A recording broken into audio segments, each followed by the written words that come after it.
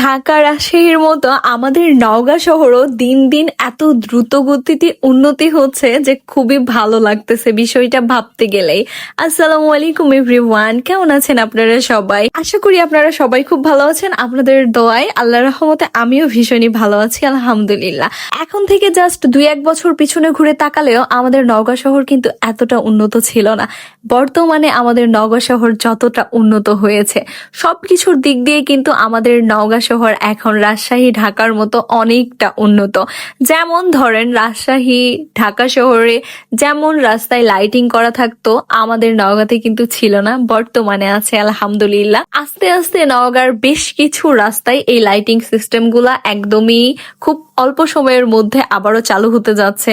দ্বিতীয়ত, এই যে সুন্দর সুন্দর ফুডকার্ট খাবারগুলা আমরা শুধু দেখতাম আগে ঢাকা রাজশাহী এগুলাতেই সবসময় অ্যাভেলেবল পাওয়া যায়, তো আমাদের নওগাঁতে কিন্তু এত সহজে এত অ্যাভেলেবল ভাবে এত খাবার জিনিস পাওয়া যাইতো না।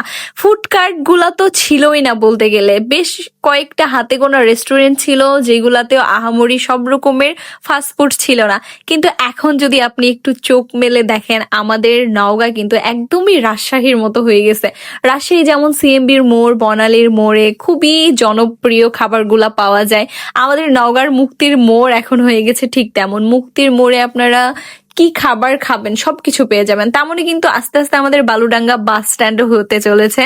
আমাদের বালুডাঙ্গা বাস স্ট্যান্ডে কিন্তু আগে খুব একটা ফুডকার্ট ছিল না, কিন্তু এখন কিন্তু আস্তে আস্তে বেশ কয়েকটা ফুডকার্ট ওপেন হচ্ছে। তার মধ্যে একটি এই তাকোয়া সুইটস অ্যান্ড গ্যালারি, যেখানে আপনারা পেয়ে যাবেন বিভিন্ন রকমের হোমমেড কেক, প্লাস এইখানে আপনারা পেয়ে যাবেন মিষ্টি, বিভিন্ন রকমের সন্দেশ, দই, পাউরুটি, কেক, সবকিছু সুইটস আইটেম গুলো সবকিছু এখানে থাকবে। আস্তে আস্তে আরো কিছু আইটেম এখানে অ্যাড করা হবে।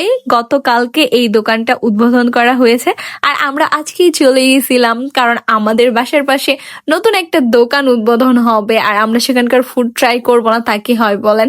কারণ রিসেন্ট টাইমে আমি দেখেছি আমার ফ্যানরা আমাকে বারবার বলে যে আপু আপনি যেখানকার খাবারগুলা ট্রাই করেন ভালো রিভিউ দেন, আমরা কিন্তু সেখানেই খাবার ট্রাই করতে যাই। তাহলে কিন্তু আমার অবশ্যই এটা দায়িত্বের মধ্যে পড়ে যে যেখানকার খাবার ভালো সেগুলো আমার ফ্যানদেরকে জানানো। আসলে কোথাকার খাবার কেমন টেস্ট কেমন বাজেট সবটা যদি আমি সঠিক নাই জানাই তাহলে আমার ফ্যান ফলোয়ার দ্বিধায় পড়ে যাবে, যার কারণে আমি চেষ্টা করি অবশ্যই অনেস্ট রিভিউ দেওয়ার। যেইটা সত্যি আমি সেইটাই বলি, আমি কারো টাকা নিয়ে প্রমোশনাল ভিডিও করি না, যার কারণে এইখানে ফেক কোনো কিছুর প্রশ্নই আসে না। আর এই যে দেখতেছেন এই কেকটা আমি ট্রাই করতেছি, এইটা হোমমেড কেক ছিল। আমি আঙ্কেলকে জিজ্ঞাসা করেছিলাম, আঙ্কেল এগুলা বেকারি থেকে নিয়ে আসেন না বাসায় বানায়? বাসায় এটা বাসায়। হ্যাঁ আচ্ছা, কে বানায়? এটা আমার মিসেসের।